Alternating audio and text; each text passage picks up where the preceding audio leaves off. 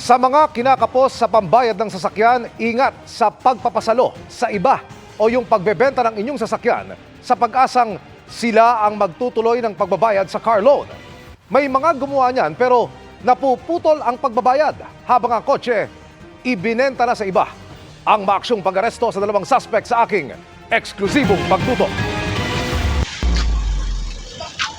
Hinuli ng Task Force Limbas ng PNP Highway Patrol Group sa pamamagitan ng entrapment operation ang driver at pasahero ng sasakyang ito matapos si reklamong sangkot umano sa carnapping. Ayon sa HPG, naghahanap online ang mga suspect ng mga sasakyang pinapasalo o yung mga hindi na kayang bayaran ng may-ari.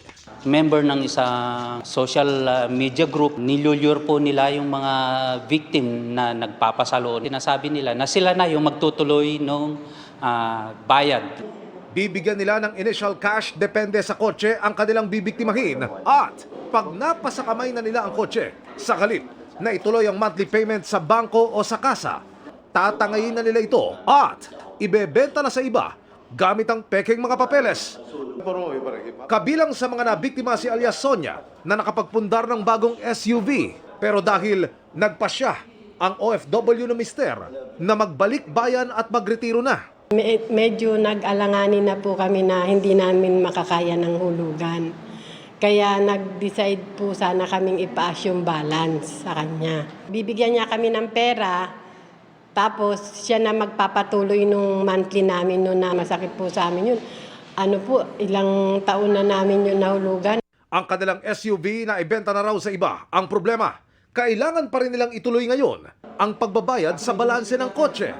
Si Lilet nagpundar ng sedan para sana ipasok sa TNVS. Pero na-short sa budget kaya pinasalo rin sa mga suspect. Maganda naman po siya kausap nung kinuha niya yung sasakyan. Nung anong yun.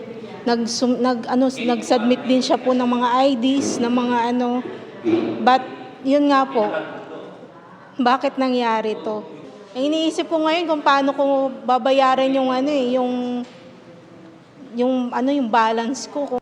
Isa sa mga suspect ang aming nakapanayam, isang public school teacher at siyang itinuturong utak ng krimeng ito. Ayon sa kanya, nasa 20,000 pesos kada unit ang binibigay ng financier o yung pagpapasaka niya ng kotse. Lack of finances din and dala ng pangangailangan dahil for the family. Pinag-aralan ko po siya dun po sa page na may assume. Tapos po, nung tinry ko po yung isa, kumita po ako nun, 20,000 lang. Hindi ko ba nakukonsensya? Nakukonsensya din, sir, actually. Pero ayon sa Task Force Limbas, hindi lang sa pasalo, sabit ang mga suspect. Sangkot rin daw ito sa extortion. May kalokohan na talaga dahil bukod dun sa yung tinangay niyang sasakyan, kukontakin niya yung may-ari, para maibalik yung sasakyan, kailangan magbayad o tubusin ng registered owner. Ang suspect humingi ng tawad. Sana raw, iatras na mga complainant ang kaso para maasikaso niya ang responsibilidad niya sa mga ito.